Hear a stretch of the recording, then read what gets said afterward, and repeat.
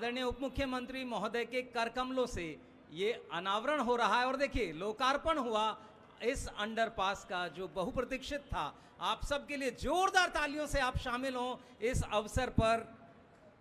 आदरणीय उप मुख्यमंत्री महोदय की उपस्थिति और उनके करकमलों से लोकार्पण हुआ इसका, और साथ ही श्रीमती आतिशी सिंह कालका जी से विधायक और श्री प्रवीण कुमार क्षेत्रीय विधायक। आप सबसे अनुरोध एक बार जोरदार तालियों से आप सबका अभिनंदन करें। किसी ने कहा है कि किसी की मर्जी तो होती है जो फूल बागान में खिलते हैं, कोई तो हाथ थामता है तब इरादों को आसमान मिलते हैं।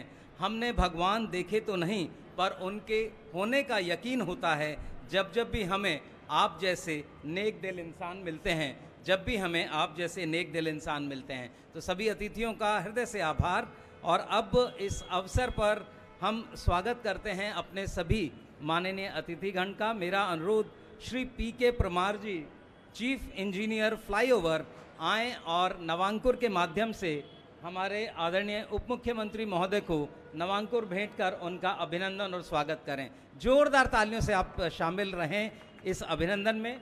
मेरा अनुरोध Shri Tej Singh Meena, executive engineer civil से, वो आएँ और कालका जी विधानसभा के माननीय विधायक श्रीमती आतिशी सिंह जी का इस नवांकुर के माध्यम से स्वागत करें, अभिनंदन करें। मेरा अनुरोध Shri Umesh Kumar, executive engineer civil से, वो आएँ और जंगपुरा के हमारे माननीय विधायक महोदय को ये नवांकुर भेंट करें। मेरा अनुरोध Shri Abhishek Raj, superintending engineer civil से, वो आकर Shri Anant Kumar, engineer in chief PWD को नवांकुर भेंट करें।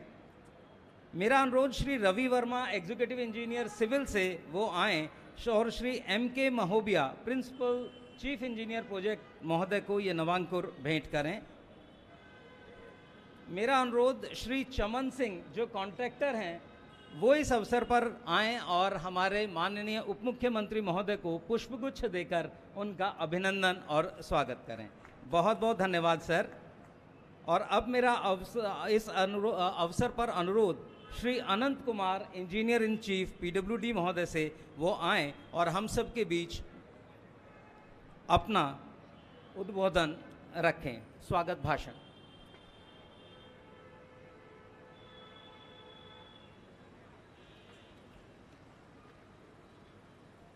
नमस्कार। आदरणीय उप मुख्यमंत्री श्री मनीष सिसोदिया जी, मंच पर उपस्थित यहाँ के माननीय विधायक श्री प्रवीण कुमार जी, श्रीमती आतिशी सिंह जी, हमारे सचिव स्वास्थ्य कारणों से नहीं आ पाए हैं सर, उनका मैसेज आया था, और विभाग के मेरे सहयोगी श्री मनोज महोबिया, पी.के. परमार और अनगिनत सहयोगी जिनके परिश्रम से ये आज का निर्माण सफल हो पाया है। मीडिया के साथी, आप सबका आज के समारोह में बहुत बहुत स्वागत है।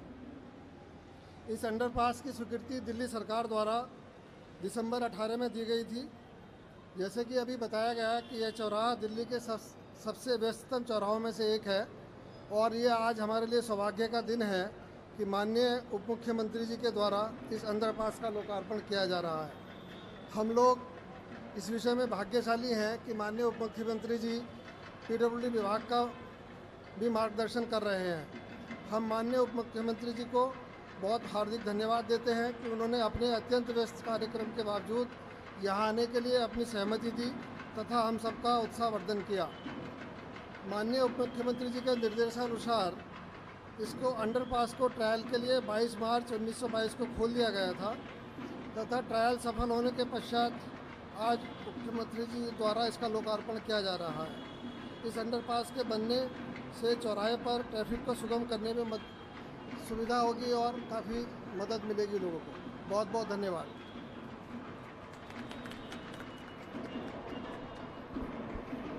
बहुत बहुत धन्यवाद सर। इस अंडरपास के बनने में बहुत सारी दिक्कतें थी, क्योंकि बहुत सारे विभागों का बहुत सारी सुविधाओं भरा ये जो अंबार लगा हुआ था, यहाँ पर यूटिलिटी बहुत ज़्यादा थी। डीएमआरसी यहाँ है, यमुना के पास होने के कारण भी इस क्षेत्र की अपनी अलग ज़रूरतें थी। 1200 मिलीमीटर डायस सीवर लाइन थी और बहुत सारी अन्य चीज़ें थी। उस सब के बीच लोक निर्माण विभाग ने इस कार्य को बहुत अच्छे से संपन्न किया है, इसलिए जोरदार तालियों के साथ आइए स्वागत करें श्री पीके परमार जी का, जो हमें टेक्निकल डिटेल इस प्रोजेक्ट की बताएंगे। श्री पीके परमार जी।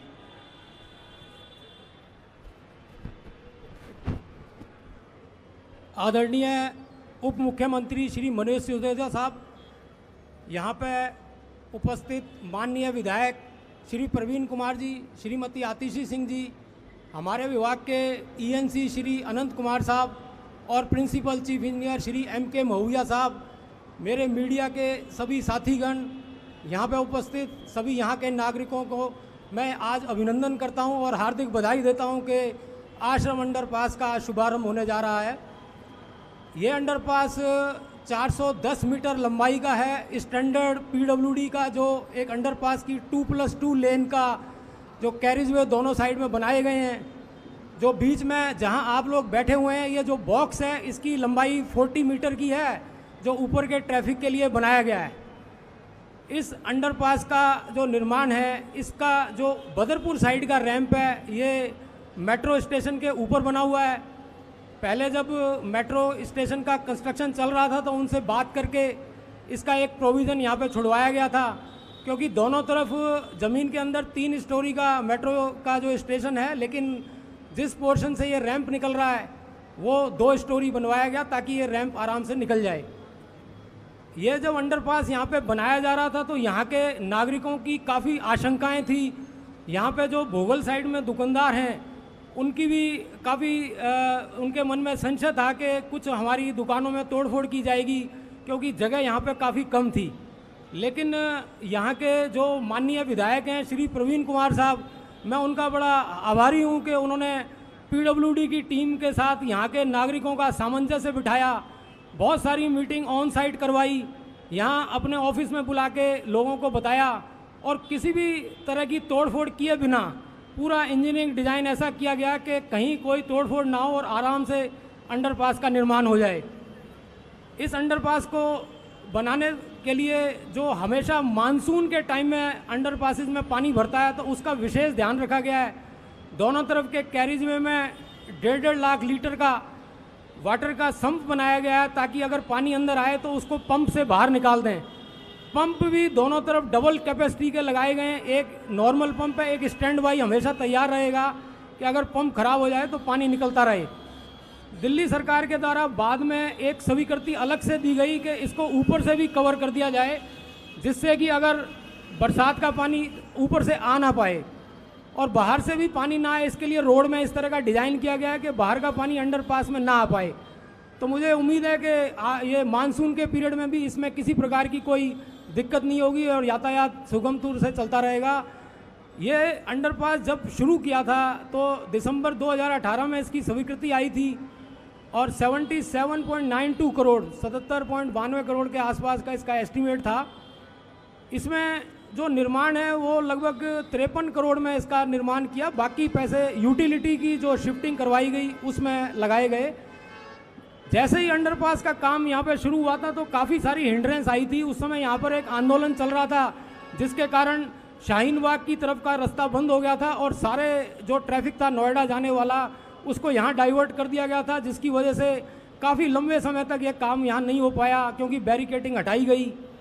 इसके अलावा जब ये कार्य किया जा रहा था तो यहाँ पे जितनी भी प्रकार की यूटिलिटी की सर्विस है, चाहे डीजेवी की सीवर लाइन हो, डीजेबी की वाटर सप्लाई लाइन, एसटीएल की जो डीटीएल की हाई टेंशन लाइन, बीएसईएस की लाइन, जितनी भी प्रकार की सर्विसेज हैं, आईजीएल की गैस लाइन, सारी यहाँ पे शिफ्ट कराई गई और उनको शिफ्ट कराना एक काफ़ी बड़ी टास्क थी जिसको सफलतापूर्वक पूरा किया गया। कुछ डिपार्टमेंट के द्वारा स्वयं किया गया और कुछ का काम पीडब्ल्यूडी ने ताकि करके दिया जिससे कि समय से काम पूरा हो जाए।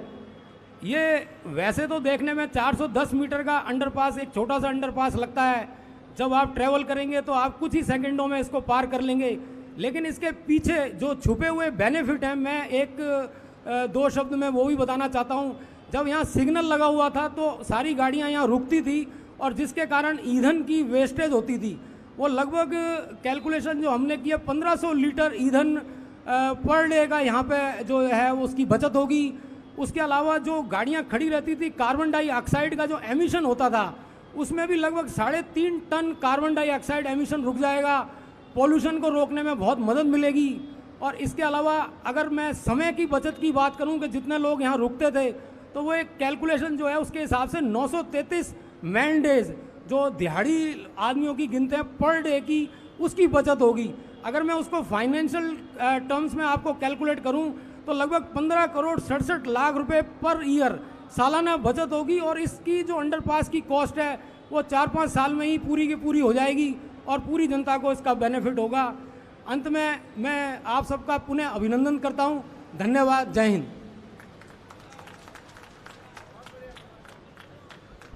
पीडब्ल्यूडी अपने कामों के लिए जाना जाता है और कुछ लोगों को लगता है कि उसे गुमा है कि मेरी उड़ान कुछ कम है, उसे गुमा है कि मेरी उड़ान कुछ कम है, मुझे यकीन है कि ये आसमान बहुत कम है। तो इसीलिए पीडब्ल्यूडी लगातार अपने कामों से दिल्ली को नई नई सुविधाएं दे रहा है।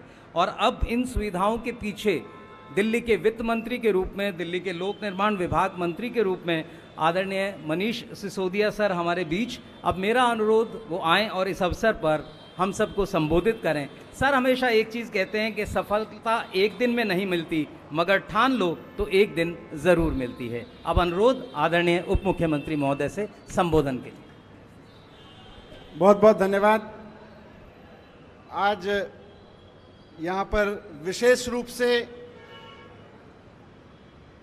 जंगपुरा और कालकाजी क्षेत्र विधानसभा क्षेत्रों के, ओखला विधानसभा क्षेत्रों के नागरिकों को, लेकिन वैसे पूरी दिल्ली के और एनसीआर के लोगों को बहुत बहुत शुभकामनाएं, क्योंकि यहाँ फरीदाबाद से लेके पूरा मथुरा से तक के लोग रोज़ाना इस सड़क से गुजरते हैं। और जैसा इंजीनियर साहब बता रहे थे अभी कि यहाँ पर खड़े खड़े रोज़ाना लोग 1550 लीटर तेल फूंक देते थे। मतलब 24 घंटे में रेड लाइट पे खड़े खड़े वाहनों में इतने वाहन यहाँ पे रुकते थे कि 1550 लीटर तेल वेस्ट चला जाता था, डीजल पेट्रोल वेस्ट चला जाता था।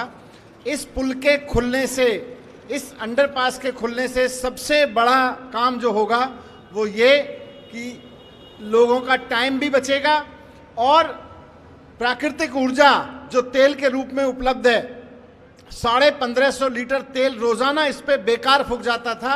यहाँ पैसा लगा के आज ये रास्ता खुल गया तो इसके बाद आपका वो 1550 लीटर तेल भी बच जाएगा और साथ साथ जो 3601 किलोग्राम कार्बन डाइऑक्साइड रोजाना निकलती थी यहाँ से, वो भी बच जाएगी।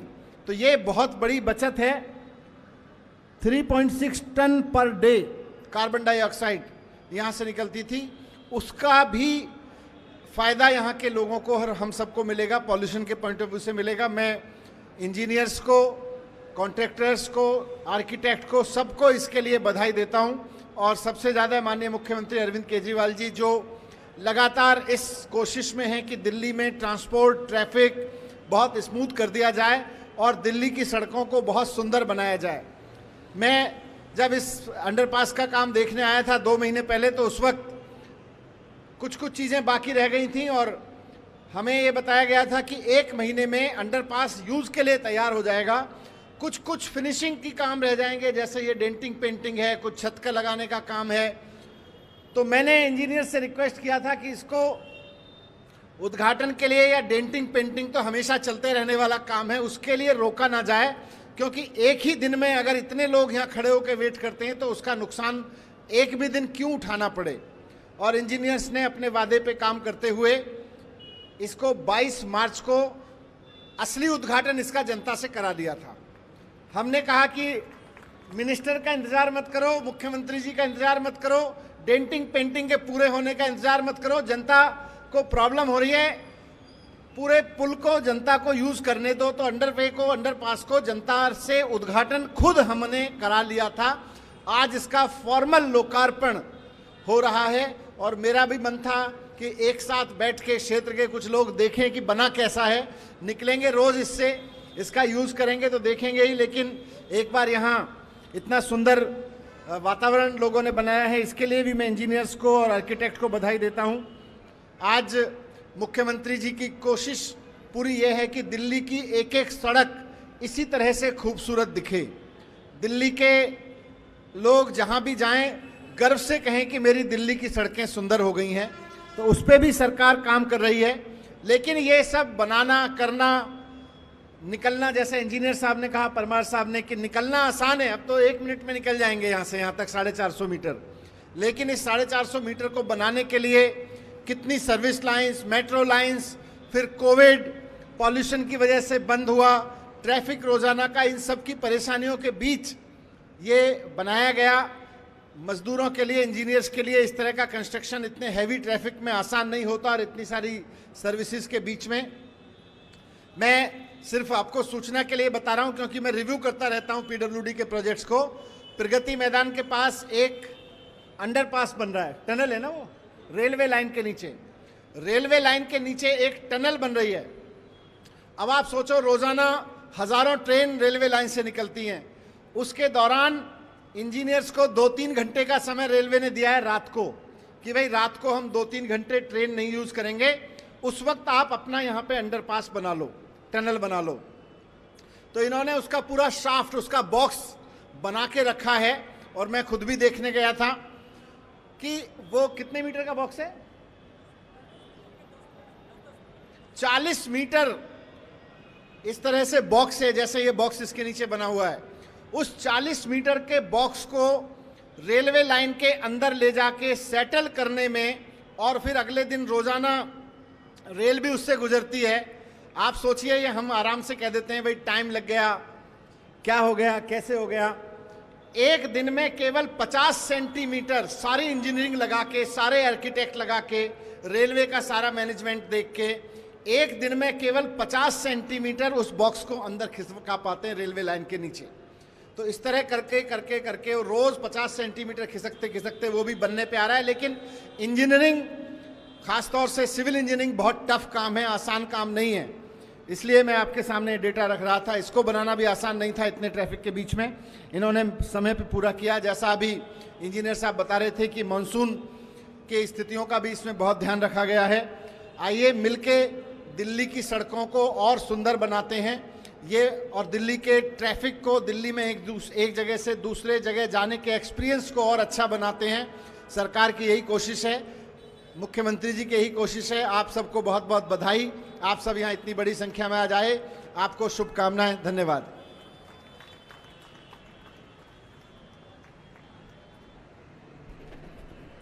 बहुत बहुत धन्यवाद सर। और सर हमेशा यही कहते हैं कि काश मेरे हाथ में होता, आसमान देने का मन करता है, सर झुक झुक जाता है, इतना मान देने का मन करता है। आप लोगों ने, इंजीनियर्स के लिए है कि आप लोगों ने बंजर ज़मीं पर चंदन उगा दिए मेरे दोस्तों। आपकी मेहनत, लगन पर दिलों जान देने का मन करता है। तो एक बार ज़ोरदार ताली हम सभी अपने इंजीनियर्स और इस जगह काम करने वाले अपने मजदूर भाइयों के लिए बजाएं, ज़ोरदार तालियां। और अब मेरा अनुरोध, श्री अभिषेक राज, सुपरिंटेंडेंट इंजीनियर प्रोजेक्ट पीडब्ल्यूडी से वो आएँ और हम सबको संबोधित करें।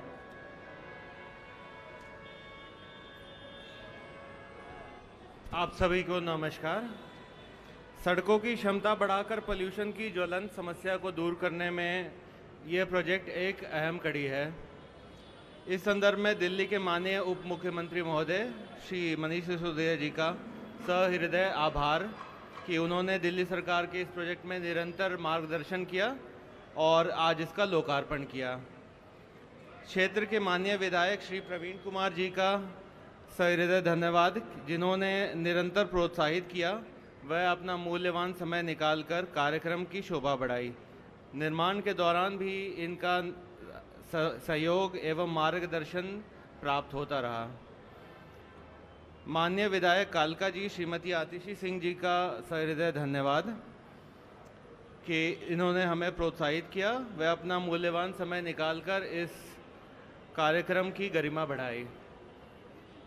श्री अनंत कुमार, प्रमुख अभियंता महोदय, लोक निर्माण विभाग एवं उनके कार्यालय का आभार कि उन्होंने निरंतर मार्गदर्शन किया।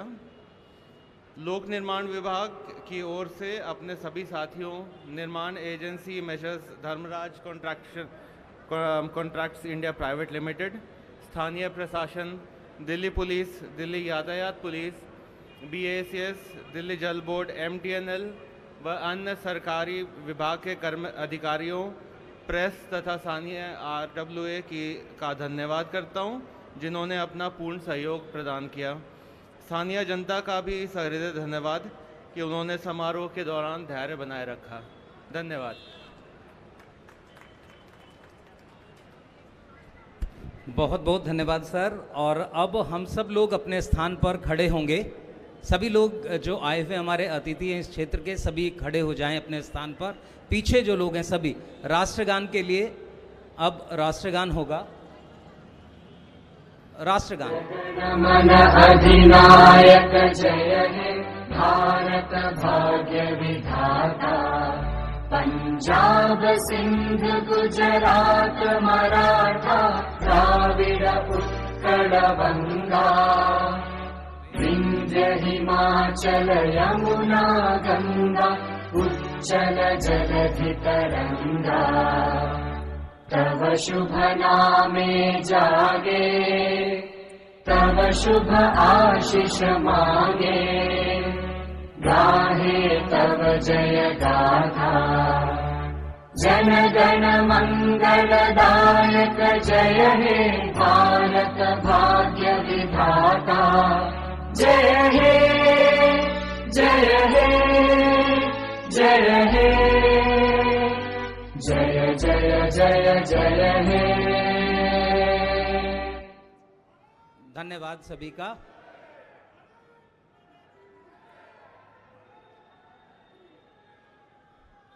और अब सर मीडिया से मुखातिब होंगे। मेरा रंग दे बसंती चोला, मेरा रंग दे बसंती चोला।